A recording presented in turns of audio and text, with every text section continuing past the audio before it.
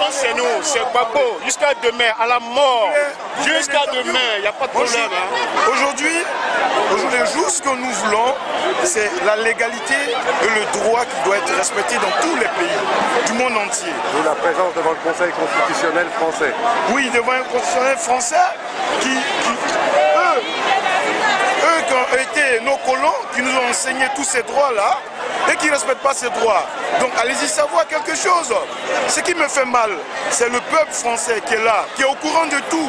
Et les politiciens, ils ne font que se mettre plein les poches et piller les pays d'Afrique.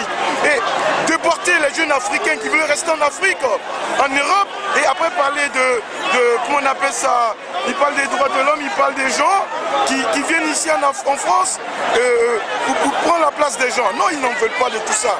Ils veulent que les pays soient libres et ces pays puissent utiliser leurs matières premières pour se développer, afin de pouvoir donner à manger à tout le monde. Et comme ça, on va éviter tout ce qu'on voit ici dans tous les pays du monde entier. Donc on a quelqu'un comme Laurent Gbagbo, qui est un homme de paix. Et c'est pas aujourd'hui qu'il a commencé à militer. Il a milité depuis son enfance. Il a commencé sur les préfets dans les pays d'Afrique. Et il a toujours montré aux yeux de tout le monde entier que c'est un démocrate. Il a tout fait dans la paix. Il a tout fait dans la légalité, jusqu'à aujourd'hui, jusqu'à ce qu'il ait gagné l'élection. Il n'a jamais parlé de mal de qui que ce soit.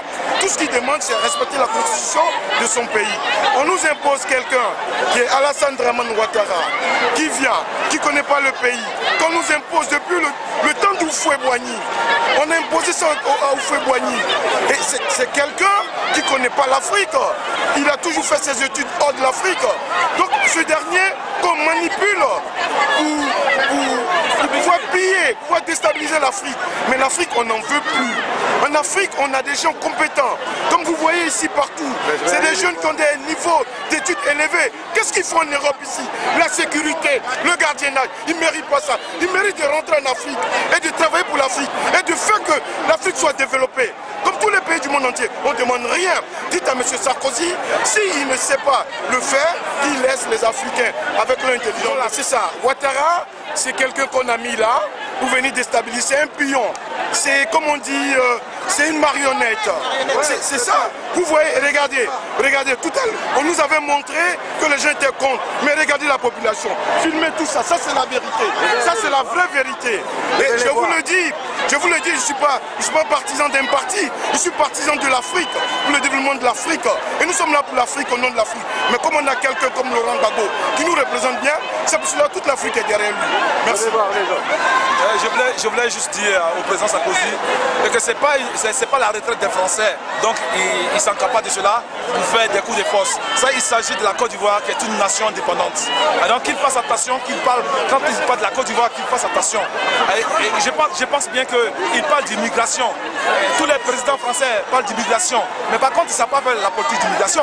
Je vais les enseigner la politique d'immigration. S'ils laissent les pays africains décider d'eux-mêmes de ne pas imposer les présidents.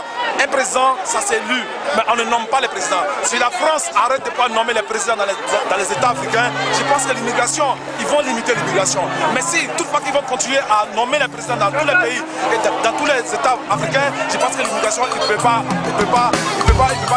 la saisir.